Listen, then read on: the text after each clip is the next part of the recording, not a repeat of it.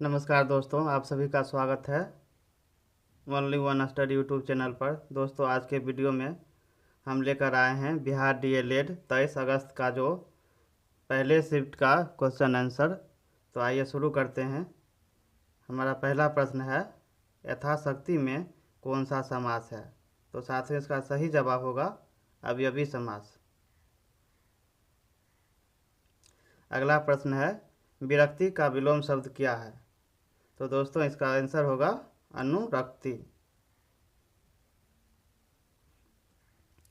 Alkene का सूत्र क्या होता है? तो दोस्तों, एल्केन का सूत्र होता है CnH2n+O।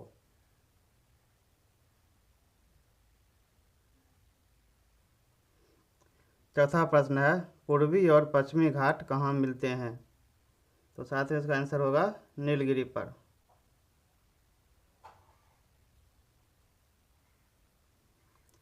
पांचवा प्रश्न है, पराबैंगनी किरणें से कौन हमारी रक्षा करता है? तो साथियों, इसका आंसर होगा ओजोन परत हमारी रक्षा करता है। ओजोन का सूत्र होता है O3। अगला प्रश्न है, 1857 की क्रांति कहाँ से शुरू हुई थी? तो साथियों, इसका आंसर होगा मेरठ से।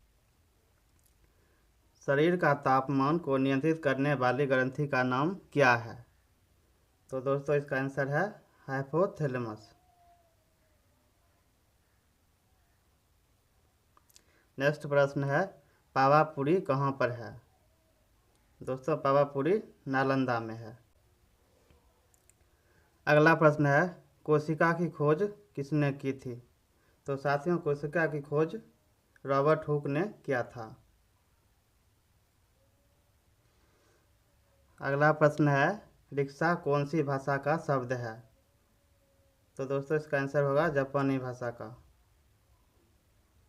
अगला प्रश्न है, अनायास शब्द में कौन सा समास है? सही जवाब होगा तत्पुरुष समास। अगला प्रश्न है, बिहार की सबसे बड़ी सिंचाई परियोजना का नाम क्या है? दोस्तों, इसका आंसर होगा गंडक बहुउद्देशीय परियोजना। अगला प्रश्न है, सप्तऋषि में कौन सा समास होता है?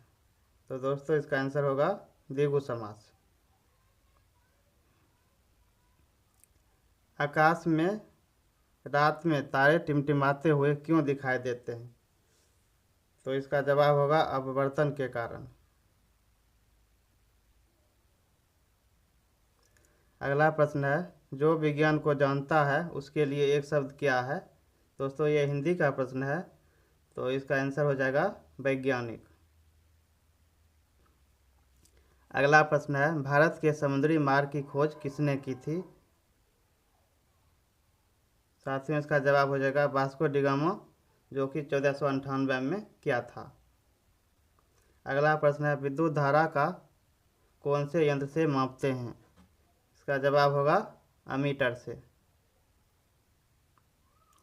वार एंड पीस किसकी किताब है? इसका आंसर हो जाएगा लियो टॉलस्टॉय का।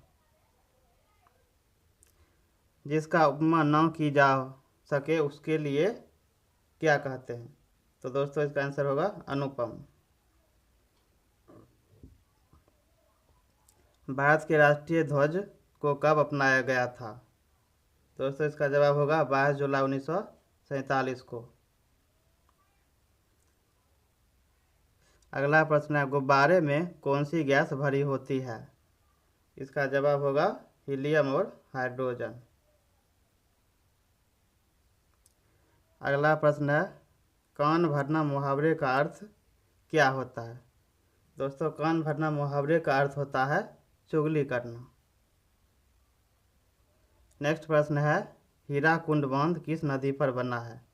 तो दोस्तों, हीराकुंड बांध महानदी पर बना हुआ है। अगला प्रश्न है, भारत के पहले गृह मंत्री का नाम क्या था? साथियों, भारत के प्रथम गृह मंत्री सरदार वल्लभ भाई पटेल थे। मानव शरीर में गुणसूत्रों की संख्या कितनी होती है? तो दोस्तों, मानव शरीर में गुणसूत्रों की संख्या 46 होती है। अगर जोड़े में पूछा जाए तो 23 जोड़े होते हैं। अगला प्रश्न है श्रीलंका की राजधानी क्या है? तो साथियों श्रीलंका की राजधानी कोलंबो है। नेक्स्ट प्रश्न है विश्व जल दिवस कब मनाया जाता है? दोस्तों विश्व जल दिवस 22 मार्च को मनाया जाता है।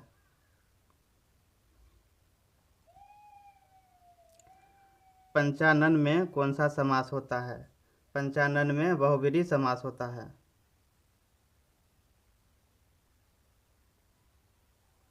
तीसरा प्रश्न है ईस्ट इंडिया कंपनी की स्थापना कब हुई थी? तो साथियों ईस्ट इंडिया कंपनी की स्थापना 1600 ईस्वी में हुई थी। बिहार में लोकसभा सीटों की संख्या कितनी है? दोस्तों बिहार में लोकसभा सीटों की संख्या 40 है।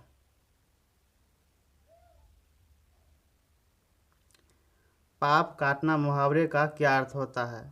तो दोस्तों पाप काटना मुहावरे का अर्थ है झगड़ा मिटाना। स्थूल का विलोम शब्द क्या होता है? दोस्तों स्थूल का विलोम शब्द सूक्ष्म होता है।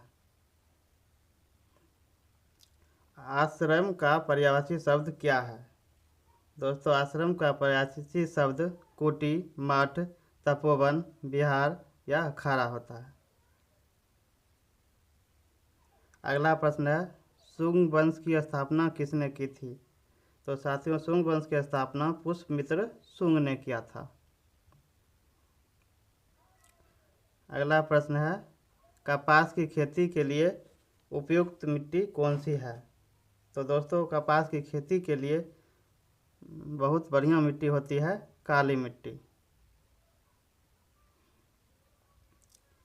ऊष्मागतिकी का पहला नियम क्या है? इसका उत्तर हो जाएगा जब स्थिर आयतन पर किसी गैस को ऊष्मा दी जाए तो संपूर्ण ऊष्मा उसके ताप बढ़ाने में व्यय होती है। अगला प्रश्न है विकृति का विलोम शब्द क्या है? तो दोस्तों विकृति का विलोम शब्द प्रकृति होता है। अगला प्रश्न है पाल वंश का संस्थापक कौन था? तो दोस्तों पाल वंश का संस्थापक गोपाल था। मगही कौन सी भाषा की बोली है? दोस्तों मगही बिहारी भाषा की बोली है।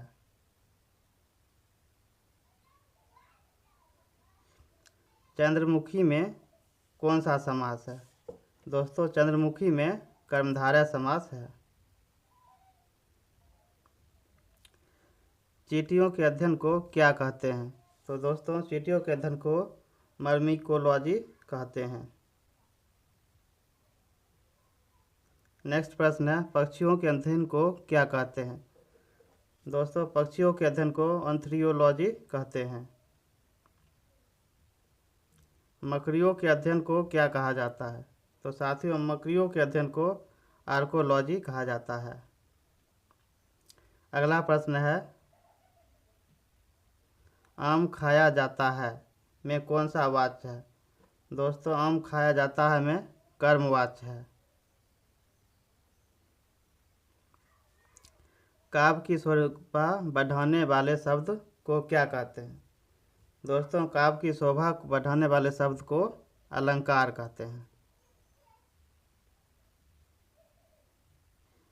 फलों को पकाने के लिए किस गैस का प्रयोग किया जाता है? दोस्तों फलों को पकाने के लिए इथिलीन गैस का प्रयोग किया जाता है। अगला प्रश्न है झारखंड में कौन सा अयस्क मिलता है? तो दोस्तों झारखंड में यूरेनियम मिलता है। 49वां प्रश्न है उच्चारण में कौन सी संधि है? दोस्तों उच्चारण में व्यंजन संधि होती है। हमारा आज का अंतिम प्रश्न है शांत किस प्रकार का विशेषण है? दोस्तों शांत गुणवाचक है। साथियों अगर ये वीडियो अच्छा लगा हो तो वीडियो को लाइक करिएगा और चैनल को सब्सक्राइब करिएगा क्योंकि आगे जो भी शिफ्ट का एग्ज़ाम होगा हम उसके क्वेश्चन लेकर आते रहेंगे। तो आज का वीडियो यहीं समाप्त करते हैं। धन्यवाद।